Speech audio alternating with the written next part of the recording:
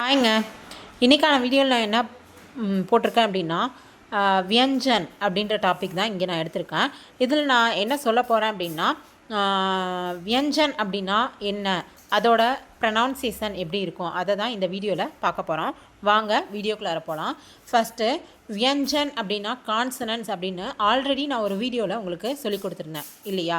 So அதோட remaining தான் இதில் நான் போட்டிருக்கேன். பட் அதில் நான் ஃபஸ்ட்டு 4 லைன் மட்டும்தான் சொல்லி கொடுத்துருந்தேன். இதில் ஃபுல்லாகவே ஒரு வீடியோவை நான் போட்டிருக்கேன். ஸ்கிப் பண்ணாமல் பாருங்கள். ஃபஸ்ட்டு பாருங்களேன், காக்கு ஆல்வேஸ் நான் சொன்னேன் இல்லையா ஆல்ரெடி, காக்கு சிம்பிளாக தமிழில் இருக்க அதே கா தான்.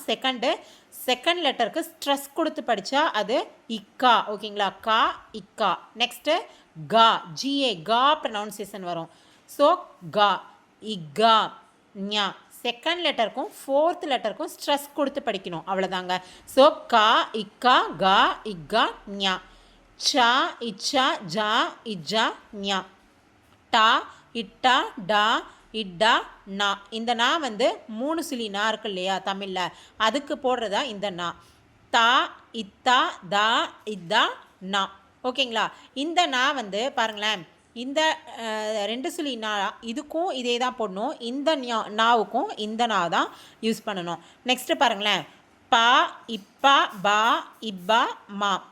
யா ரா லா வா. சா இசா சா ஹா. சால பாருங்களேன், இது வடமொழி சா. இது வந்து சிம்பிளாக நம்ம சா போடுவோம் இல்லையா, அதுக்கு இந்த சா. இது ஹா. இக்ஸா இத்ர இஸ்ர இக்ன. ஓகேங்களா? இப்போ நக்ஷத்ரா அப்படின்னு நம்ம எழுதணுன்னா எப்படி எழுதுவோம்? நக்ஷத்ரான்றதை எழுதுறதுக்கு நம்ம வந்து இந்த இக்ஸா அப்படின்றது யூஸ் பண்ணலாம். பவித்ரா அப்படின்னு வரும்போது இத்ர யூஸ் பண்ணலாம். ஸ்ரேயா அந்த மாதிரிலாம் யூஸ் பண்ணும்போது இதை ஒவ்வொரு லெட்டருக்கும் தனித்தனியாக டிஃப்ரென்ஷியேட் பண்ணி காட்டுறதுக்காக தான் ஹிந்தியில் இத்தனை லெட்டர் கொடுத்துருக்காங்க. ஓகேங்களா? இதை அகைன் ஒரு டைம் ப்ரனவுன்ஸ் பண்ணுறேன் பாருங்கள். கா இக்கா கா இக்கா ஞா. சா இச்சா ஜா இஜா ஞா. டா இட்டா டா இட்டா நா. தா இத்தா தா இதா நா.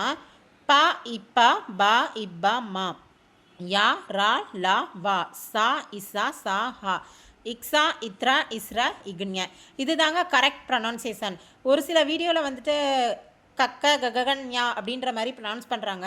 அந்த ப்ரனவுன்சியேஷன் ஃபுல்லாகவே தப்புங்க. இதுதான் கரெக்ட் ப்ரனவுன்சியேஷன். ஓகேங்களா? என்னுடைய வீடியோ உங்களுக்கு பிடிச்சிருக்கு, யூஸ்ஃபுல்லாக இருக்குது அப்படின்னு நீங்கள் நினச்சிங்கன்னா என்னுடைய வீடியோவுக்கு நீங்கள் லைக், ஷேர் அண்டு சப்ஸ்கிரைப் பண்ணுங்கள். தேங்க்யூ.